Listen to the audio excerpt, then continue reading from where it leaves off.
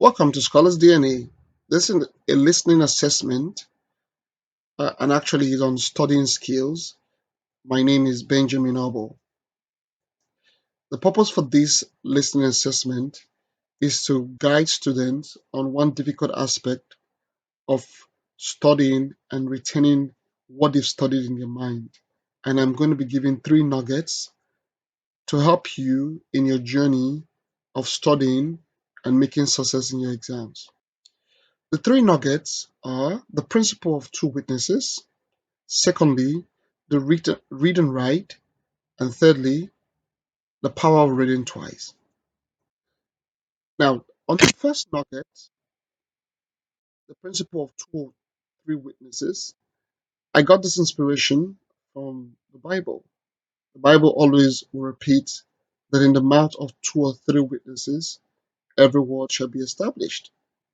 Now, this is so true. So listen to the word two or three witnesses and listen to the word establish. Now, this is true also for your academics. Now, when you go to class to take a class, one of the things that happen is simple that the teacher is the first witness. It explains the concept, it brings some ideas to you, but that will not keep any of the things in your mind fully. It could open your mind, but to keep things in your mind, you must read from two or three sources. So while it is good to go to class, it's also good to read from multiple sources to establish your understanding and keeps things in your mind. This principle applies powerfully to studying. When you read from multiple sources, your understanding becomes stronger and more established.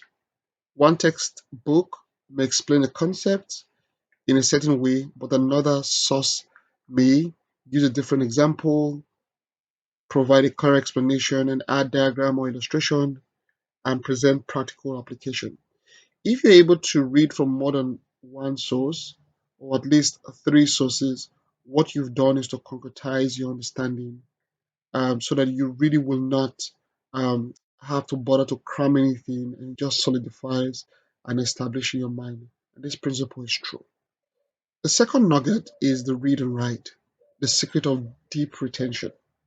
There's a relationship between what you write and what stays in your brain. All right? There's a powerful relationship there between what is written and what stays in your mind. Reading alone creates familiarity. Writing creates ownership. And when you develop a personal study note, this study note should be largely separate from your class note. So you have a note that you write the things the way you understood it. And if you make it clear and precise from reading from many sources and make your own note of that particular subject, what happens is that whatever you have studied stays fully in your mind. Writing forces the brain to process, interpret, and construct information, and this is where true understanding happens. The third nugget is start early.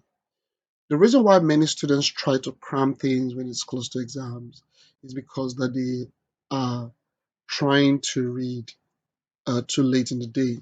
Starting early makes you understand, even if it is abstract.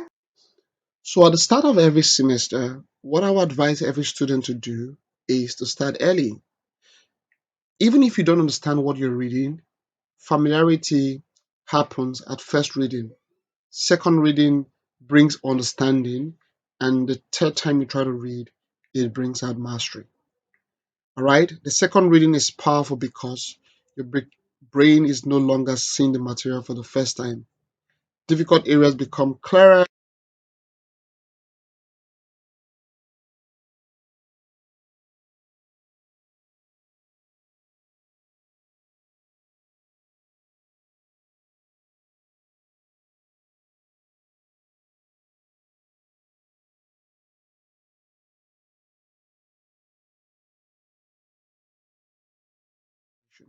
Thank you.